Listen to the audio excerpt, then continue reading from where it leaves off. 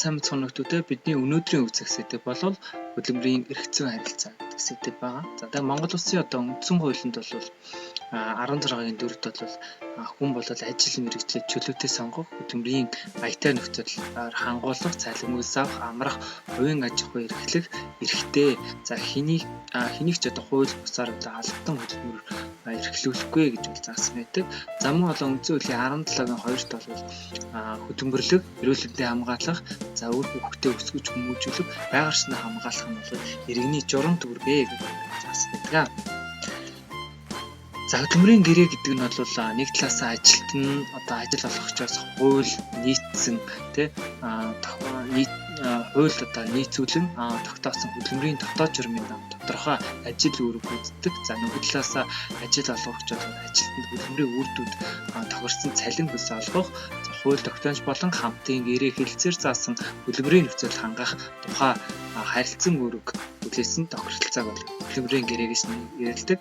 Монгол Улсын одоо хөдөлмөрийн тухай хуулинд бол одоо хөдөлмөрийн гэрээ бол дараах нөхцөлийг бол заавал хангасан байх ёстой гэж үздэг. За энд бол нэгдүгээрт бол ажлын байр буюу одоо албан тушаалын нэр заавал байна.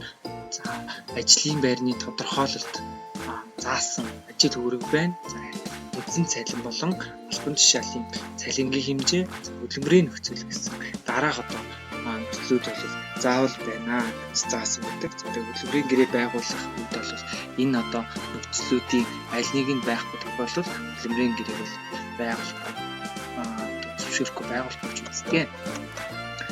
За хөдөлмөрийн гэрээнд бол одоо аль нэг тал дангаараа одоо хөдөлмөрийн гэрээний заалыг өөрчилж болохгүй. За одоо хөдөлмөрийн гэрээ байгуулахад талуудын хөдөлмөрийн одоо хуулийн гэрээний гол нөхцөл гэдэг одоо дээрх одоо дөрөв нөхцөл байгаа. За энэ нөхцөлийг одоо аль нэгийн тохироогүй бол хөдөлмөрийн гэрээ байгуулахаас тооцохгүй. За хөдөлмөрийн гэрээ нь талуудын гараа үсэг зурсан тэр өдрөд 40 төгрөг гэдэг.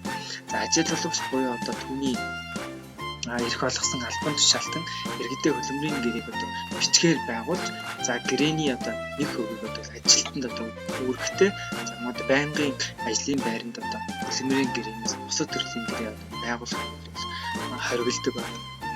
За хөдөлмөрийн гэрээ бичгээр одоо байгуулаагүй тохиолдолд ажилтнаас ажил үүрэг одоо гүйцэтгийг шаарддаг ёсгүй, энийг бас харьцан байдаг. За хөдөлмөрийн гэрээг бол хугацаатай болон хугацаагүй гэж хоёр ангилдаг. За хугацаагүй гэрээгэд бол байнгын ажлын байр хугацаагүй гэрээ гэж нэрлэдэг. За хугацаатай гэрээ гэдэг нь бол төр буюу одоо туршилтын ажлын байрны гэрээг бол хөдөлмөрийн гэрээ бол хугацаатай гэрээ гэж нэрлэдэг. За энд бол одоо байнгын одоо үндсэн ажил жиргэсний амралтаа хаах, сургалтанд явах ч юм уу, төрийн эзгүй байх үед ч юм. За мөн одоо туршилтын 6 сарын хугацаанд ч юм уу шинээр одоо дадлагжуулж ажилтан авч байгаа энэ тохиолдлууд бол хугацаатай гэрээг байгуулдаг. За хөдөлмөрийн тухай хуулийн 23-ийн 1-р зүйлийн 3-т бол хөдөлмөрийн хугацаатай гэрээний хугацаа дуусмагц талууд одоо түүнийг туслах санал тавиагүй бөгөөд ажилтан одоо ажил үүрэг гүйцэтгсээр байгаа бол уг гэрээг бол заасан хугацаагаар дахис үздэг.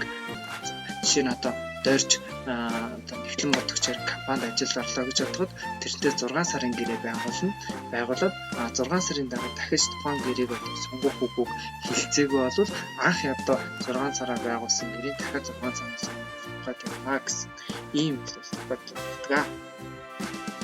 За хөдөлмөрийн гэрээнд бол тодорхой бас насны хязгаарт тохирсон гэрээнүүд бас байдаг. Нэгдүгээрт бол одоо иргэд одоо 16 наснаас хөдөлмөрийн гэрээ нэг талаараа оролцох болдог. За 15 настай иргэнтэй эцэгхийн зөвшөөрлөөр хөдөлмөрийн гэрээ байгуулах зөвшөөрдөг. За 14-өөс 15 настай иргэнтэй мөн мэргэжлийн баримжаа олгох, за ажлын одоо дадлага олгох зорилгоор хөдөлмөрийн гэрээг байгуулдаг. За энэ тохиолдолд тухайн одоо хөдөлмөрийн гэрээ хариуцсан төрийн захиргааны албан тушаалтан, за мөн одоо асраг хамгаалагчтай зөвшөөрсөн эзэн дээр хөдөлмөрийн гэрээг байгуулдаг. За хөдөлмөрийн одоо хуулинд бодлол 70 дахь зөвлөлт гэдэг одоо хөдөлмөрийн ажлын цагийг бол тогтоож өгсөн байдаг. За энд бол одоо 7 хоногт бол ажиллах цагийг бол 40 хүртэл гэж заасан. За ердийн ажлын үргэлжлэх одоо цаг бол 8 цаг байна. За мөн одоо ажлын одоо дараалсан 2 өдөр хооронд одоо тасралтгүй тий амралтгүй ажилласан бол одоо 12 цаг түүнээс дээш хугацаатай гэж үзнэ. За мөн одоо хэрвээ одоо илүү цаг буюу одоо 7 хоногийн амралтын өдөр одоо ажилласан тохиолдолд нөхөж амраагаагүй гэх тохиолдол бол цалингийн 1.5-аар одоо дээш одоо хэмжээгээр нэмэгдүүлэх нэмэгдэл цалин өс болох ёстой гэж хөдөлмөрийн хуулинд нь бол заасан байдаг. За хөдөлмөрийн гэрээ цуцлах тухай байна. За тэгэхээр хөдөлмөрийн гэрээг бол хоёр үндслээр бол цуцлана. Нэгт бол ажилтан санаач цуцлж болно. Нөгөө талаар ажил олгогч санаач цуцлж болно. За ажилтан ямар санаачлаар цуцлах вэ гэхээр хууль болон одоо хөдөлмөрийн гэрээнд одоо өөрөөр заагаагүй болон ажилтан одоо хөдөлмөрийн гэрээ цуцлах тухай өргөдлөө ажил олгогчдод өдрөөс хойш 30 хоног өнгөрмөх цаад ажлын байраа орох хэрэгтэй. За энэ тохиолдолд одоо хөдөлмөрийн гэрээ цуцлагдсан гэж тооцдог. За одоо энэ хугацаанд ажил олгогч бол ухаан гэрээг бол өргөдлийг бол судлаад гэрээг бол цуцлж болно. Хэрвээ цуцлах тохиолдолд ажлын орох гэж болно. Энэ бол хөдөлмөрийн гэрээ цуцлсан гэж үздэг байна. Харин хөдөлмөрийн гэрээ ажил олгогчийн санаачлалд дараах нөхцөл цуцлах гэж үздэг. За энэ бол хөдөлмөрийн тухай хуулийн 41-ийг зааснаар аж ахуйн нэгж байгууллага болон түүний салбар нэгд татан бугдсан, оронтой хасагдсан, эсвэл одоо ажилтны тоог цөөсөн. За хоёрдугаар ажилтан ажил мэргэжлийн ур чадвар, эрүүл мэндийн хувьд тухайн ажлыг одоо гүйцэтгэж чадахгүй, тэнцэхгүй тохиолдол.